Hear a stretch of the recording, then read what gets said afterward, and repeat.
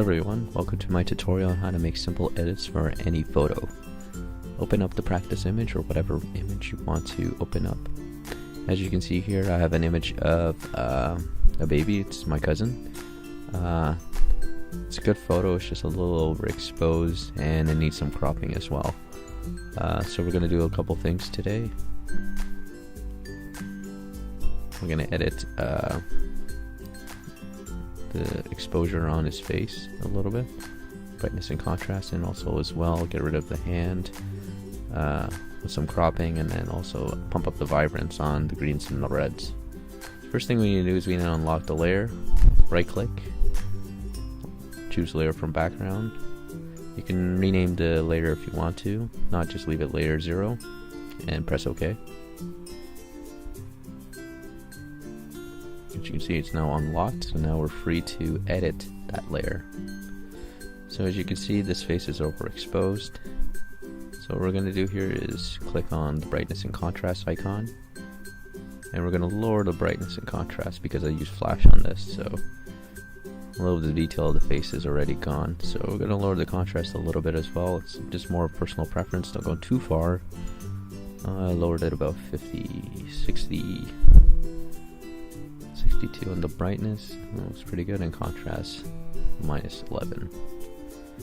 Next thing you're going to notice that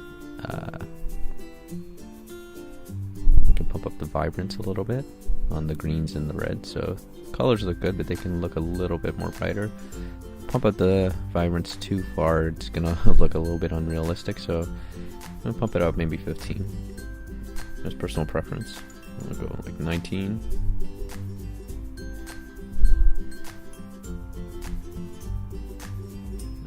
Looks pretty good. You're gonna notice here there's some white lint in the photo. Really easy. So let's zoom in the corner. Zoom in, put 50%. You see small lint marks there, and there, and there. Really easy to get rid of.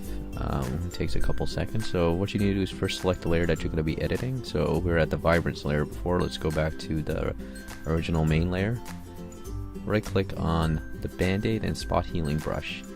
So the spot healing brush by default size might be different from yours. I'm going to move it to about 24. I should put it a little bit higher so we can just go over that. And then we just click over it. And it's gone. We'll click that, we'll click that, it's gone.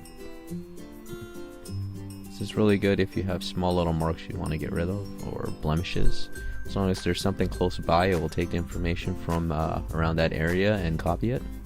You'll notice that he has a large scar, or it could be food.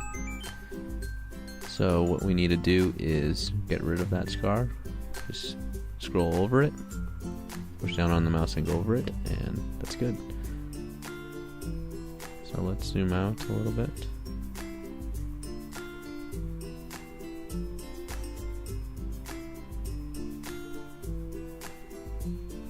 It looks pretty good. So the only thing we need to get rid of is now the hands. Now I want to give this photo as a gift to my cousins. I'll print it out for them.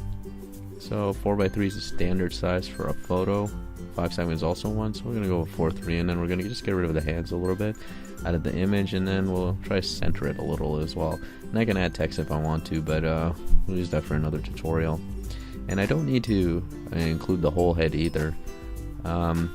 Our brains will fill out that information. What I'm looking for is really the head, the smile, the eyes, and the mouth, of course. It doesn't have any teeth yet. So 50%, oh, that's a little too big. Let's go a little bit smaller. A little bit smaller, and we're just going to see how it looks at 35%. So that's how it's going to look like when I print it out. Looks pretty good, looks pretty clean. I'm going to crop this image. Center looks pretty good. So now all I have to do is file save as, save it as a JPEG or a high-res TIFF file if I'm printing it, or whatever they take usually. And I can always go back to by double-clicking the icon on brightness and contrast if I don't want to go back and re-edit it. It's non-destructive, so I can always go back.